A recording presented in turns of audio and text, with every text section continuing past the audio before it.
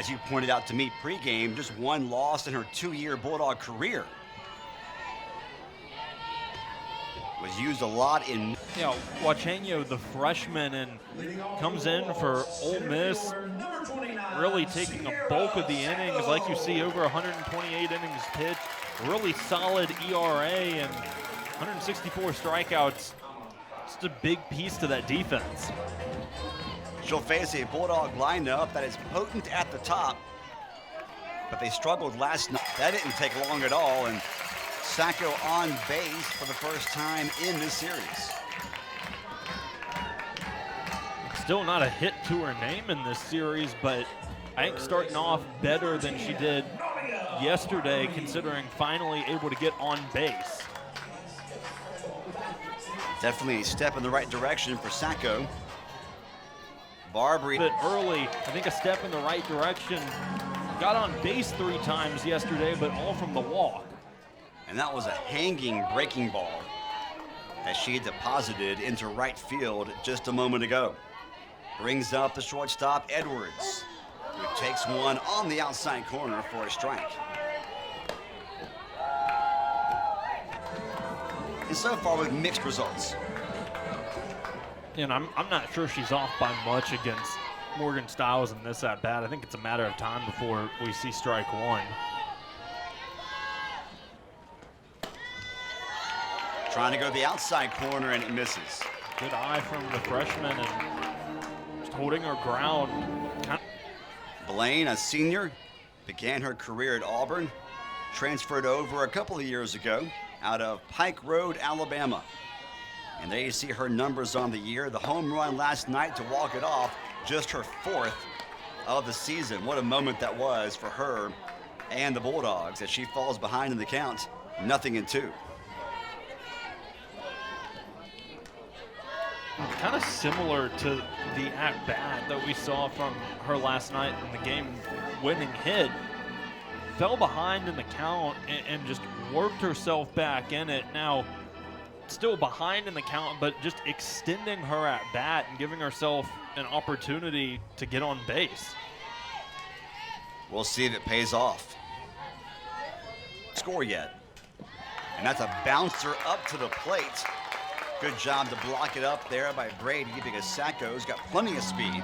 And she would have gotten the third easily if that ball had gotten past the catcher. Now the count's full.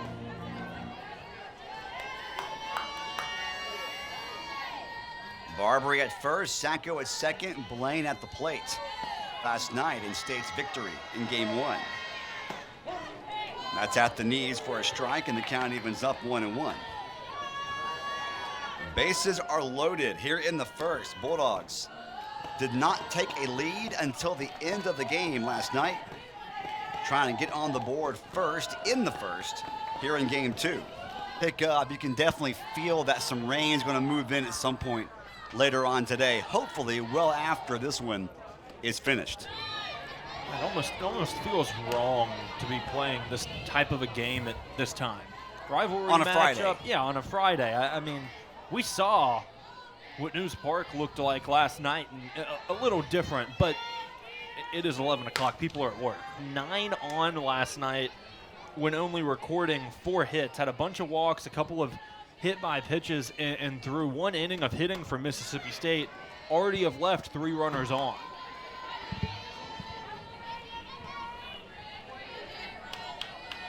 Are you saying a trend is developing? I'm saying it's possible. A 2-1 count to Brady. Hits one into right, and coming in and making the grab on the run is Kiara Sells. Out number 2.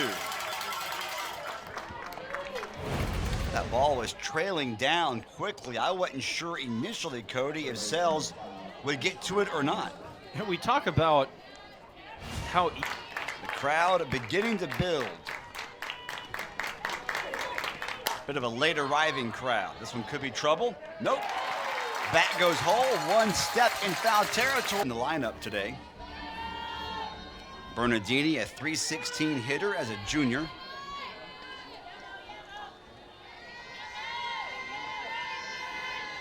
Right-hander awaits the 1-2. Swing and a miss. Strikeout for Huacheño to begin the home half of inning number 2. And a good stretch at first by Yamas to record the out. 2 gone and no one on for Kiara Sells. We mentioned, Cody, all the sporting events happening this weekend in Starkville. Forgot to mention the Canine sporting event that takes place tomorrow. We all know it's derby here for both teams, but especially Huacheño, because she does not want to have to face Sacco again with a runner on base.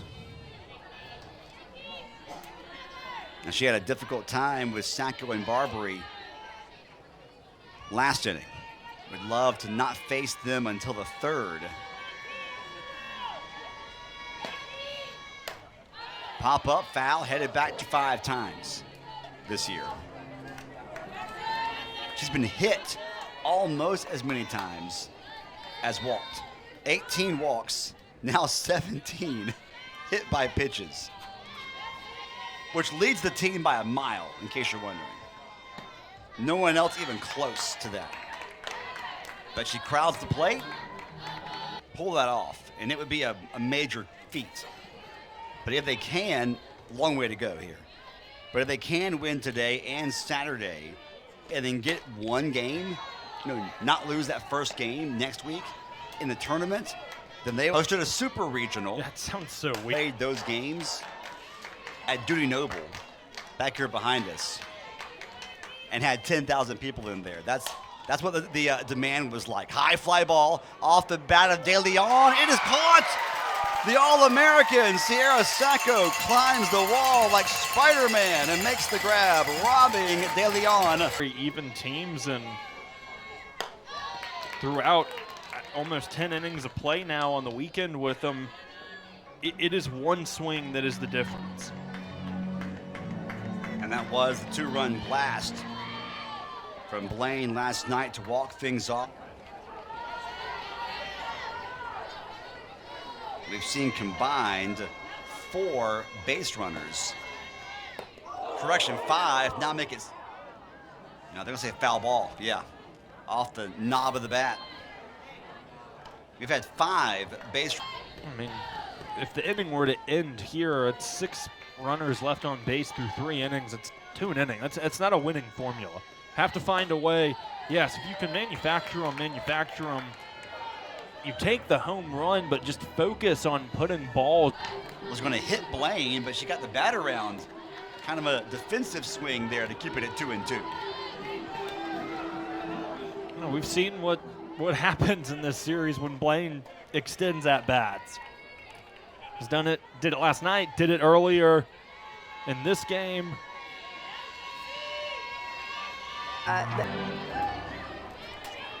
So Pone gets a double. And now goes to 3rd. Another swing and a miss. A couple of rise balls from Everett, and Benford can't catch up to him.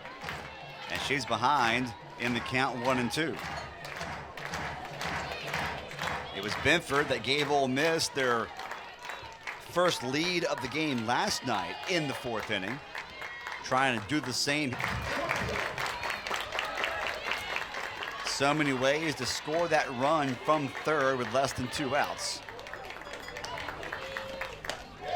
That misses, a little high and outside. Not a bad idea, though, and the count evens up at 2-2.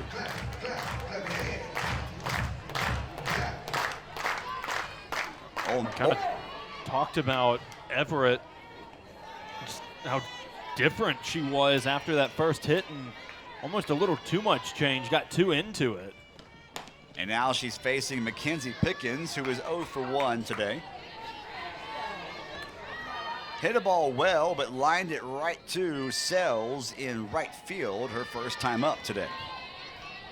The pitcher, the shortstop, comes in and goes to first just in time to end the inning. Just a really great play from Edwards.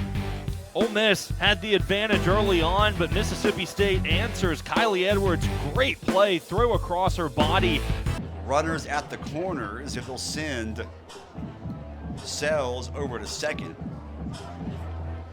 See if they can goat Ole Miss into throwing down there and trying to steal a run. Worst case scenario, you got 2 on in scoring position. I think both teams need to. It's close, but I don't think enough to overturn it. What do you think, Cody? It's close. I'm at this angle. I might be convinced that she was off early. She's on now. Ball is still in hand, off, and it looks like it's still in hand. Not hesitate. Huacheño, I think, was thrown off a bit. Tried to rush it. Could not. Yeah, tough break for Huacheño. Bobbles it 2 or 3 times and has had a really good outing. Just an unfortunate bounce that gives Mississippi State the first lead of this. First and take a 2-run lead here in the 4th this afternoon. Still a long way to go in this one as Kylie Edwards steps up. She is 0 for 1 today, was hit by a pitch her last time up. Takes a strike on the outside corner.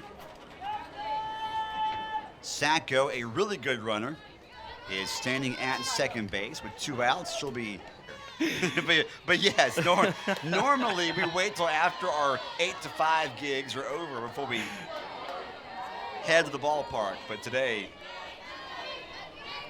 arrived here about 10 a.m. trying to beat the rain, which is moving into the Golden Triangle area later on today. Lansdale flies one fairly deep into right and right on the line. She hits one into left for a base hit. Her first and Ole Miss's second. A 2-out single into left, and the Ole Miss dominating yet again here in Game 2, much like Game 1. And you look at the lines for the pitchers, Huacheño and Delaney Everett, and not much separating them. Huacheño has thrown more pitches, but the 2 runs is the difference. In Bottom of the 5th, now State on top by 3 as Wesolowski will step up. She is 0 for 2 today. Reached on a fielder's choice back in the 1st, but it was her ground ball that got Ole Miss out of that bases loaded jam in the 1st inning. game, I think you still need to make smart decisions on who is in the game and everything. If Huacheño can get you out of this inning, I think that's a huge plus. Going 5 innings, only allowing the 3 runs, and see if that offense can get going for the final couple. She has done a good job. And it brings up the defensive star, I think, of the series so far, Kiara Sells.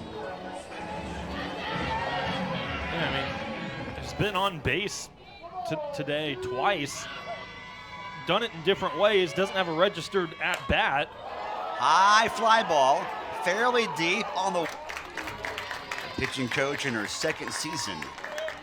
Used to be a pitching coach at Ole Miss several years back. And of course was a top of the press box so that the videographers and camera crew can get up there. But yes, we have had foul balls pop up, land on the roof, and then come straight down into the press box and almost kill us. Sacco, an RBI infield single, her last time up, her first hit of the series. State would love to get at least one more run on the scoreboard to feel good about themselves, better about themselves heading into the 7th inning. Lexi Sosa. We've talked a lot about Lansdale this series. The awareness is just, the IQ and the awareness at third base has been really impressive to watch. Sosa, a senior from San Diego, at the plate. Tournament hosting resume. Yeah, we've talked about how big this series was for these 2 teams, the nation, the SEC, all of it, but for the program too, first time that they will finish over 500 since 2001, locking up 13 SEC. Cleanly fielded, and State is on the board.